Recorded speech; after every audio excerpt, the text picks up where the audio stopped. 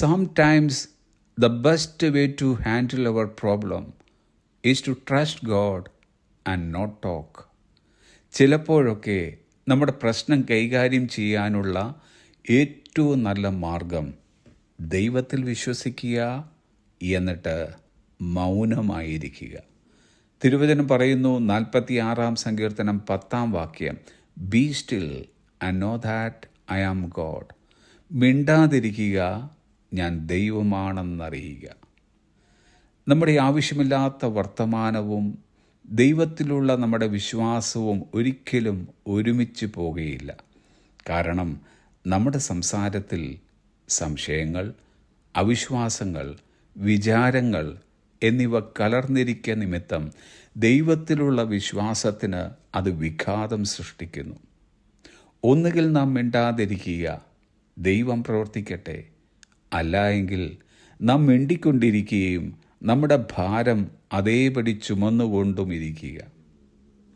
ഇയ്യോബിനോട് ദൈവം സംസാരിച്ചു തുടങ്ങിയപ്പോൾ ഇയ്യോബിന് മറുത്തൊന്നും സംസാരിക്കാൻ കഴിഞ്ഞില്ല. ദൈവം ഇയ്യോബിനോട് പറഞ്ഞു, 38-ാം അധ്യായം 3-ാം വാക്യം, ഇനി ഞാൻ നിന്നോട് ചോദിക്കും. കർത്താവിൻ്റെ ശബ്ദം കേട്ട് കഴിഞ്ഞപ്പോൾ ഇയ്യോബ് ഇങ്ങനെ പറഞ്ഞു. 42-ാം സങ്കീർത്തനം 42-ാം അധ്യായം 3-ാം വാക്യം, അറിവുകൂടാതെ ആലോചനയെ മറിച്ച് കളയുന്ന ഒരുവനാർ. അങ്ങനെ എനിക്കറിഞ്ഞുകൂടാതെ വണ്ണം അത്ഭുതമേറിയത് നാം തിരിച്ചറിയാതെ പറഞ്ഞുപോയി. ദൈവം ഇപ്പോഴും സിംഹാസനത്തിൽ ഇരിക്കുന്നു. നമ്മുടെ ജീവിതത്തിൻ്റെ എല്ലാ മേഖലകളും അവിടുന്ന് നിയന്ത്രിക്കുന്നു. നമ്മുടെ ജീവിതത്തിലെ ഏറ്റവും മോശമായ സാഹചര്യങ്ങളിൽ പോലും നമ്മോട് ഏറ്റവും നല്ല താല്പര്യം കർത്താവിനുണ്ട്.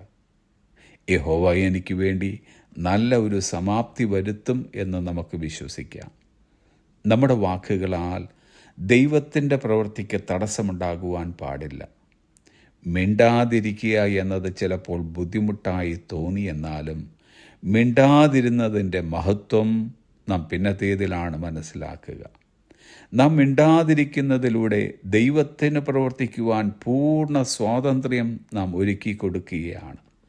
ദൈവം എന്താണോ നമ്മിൽ ചെയ്യുവാൻ ആഗ്രഹിച്ചത് അതിലൊട്ടും കുറയാതെ പൂർണ്ണതയോടെ അത് നമ്മിൽ നടപ്പാക്കുവാൻ നമ്മുടെ മിണ്ടാട്ടം ഒരു കാരണമായി തീരുന്നു. നാം മിണ്ടാതിരിക്കുന്നതിലൂടെ ദൈവത്തെ നാം കൂടുതൽ മനസ്സിലാക്കുന്നു.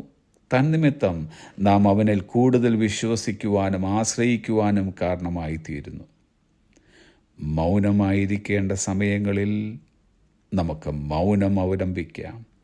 ആ നേരങ്ങളിൽ ദൈവം സംസാരിക്കട്ടെ. അവിടുത്തെ പ്രവൃത്തി പൂർണ്ണതയോടെ നമ്മിൽ വെളിപ്പെടട്ടെ. Have a blessed day.